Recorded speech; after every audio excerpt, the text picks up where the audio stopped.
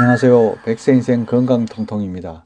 오늘은 우리 주변의 많은 질환 중에 치명적이라는 병, 암 중에 특히 한국인에게 많이 발병한다는 위암, 이 위암의 원인과 전조증상, 그리고 그 예방법에 대해서 한번 알아보도록 하겠습니다.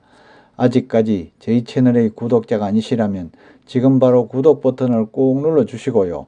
좋아요와 알람 설정도 부탁드립니다. 위암은 위의 점막에서 발생하는 악성 종양으로 우리나라에서는 갑상선암에 이어 두 번째로 흔한 암이라고 하죠. 이는 남녀 모두에게서 많이 발생하고 있고요. 위 점막에서 발생하는 선암이 90% 이상을 차지하고 있답니다. 위암의 원인으로는 환경적이거나 유전적, 문화적 요인과 관계가 있는데요. 그 중에서도 식습관과 흡연이 가장 유력한 원인이라고 보고 있죠. 위는 섭취한 음식을 잠시 보관하여 잘게 부수고 소장으로 배출하는 일을 하고요. 위벽은 점막층, 점막하층, 근육층, 장막층의 네 부분으로 구성되어 있잖아요.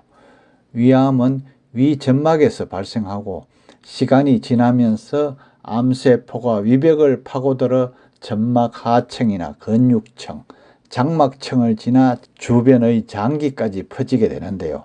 이 과정에서 림프질 전이는 언제든지 발생할 수 있답니다.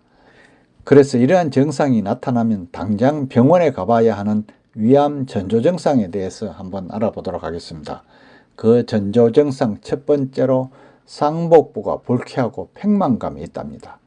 이건 실제로 느끼는 가장 흔한 증상이라고 하는데요. 특별한 이유가 없이 소화불량이 지속되고 배에 가스가 차고 불쾌감이 있다면 병원에 가서 진단을 받아야 하고요. 속쓰림이나 구토 등의 증상이 지속된다면 위암세포가 정식하는 경우가 있으므로 병원에 가서 반드시 검사를 받아봐야 한답니다. 다음 두 번째로 빈혈입니다. 빈혈 증상으로 병원을 방문해 빈혈 검사를 하다가 위암으로 진단되는 경우가 이외로 많은 편에 속한다고 하죠. 빈혈의 원인은 굉장히 다양한 것으로 알려져 있는데요.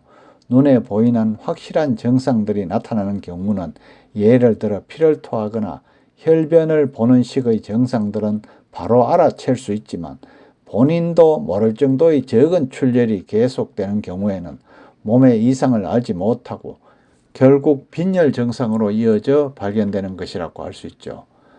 다음 세 번째로 식욕 부진이나 체중 감소 현상이 나타난답니다. 체중 감소도 상당히 흔한 증상 중에 하나라고 하는데요. 소화가 잘 안 된다거나 먹는 게 불편하거나 어떤 증상에 의해서 그런 것도 있지만 암 자체가 사실 체중을 빠지게 하는 역할도 어느 정도 하기 때문에 체중 감소도 위암에서 상당히 흔한 증상 중에 하나라고 할 수 있답니다. 많이 먹지 않아도 포만감이 지속되어 식욕이 없는 경우 위암 초기 증상을 의심해 봐야 하는데요. 또한 소화가 어렵고 체중이 감소한다면 병원에서 정확한 상태를 진단받고 치료가 필요하다고 합니다.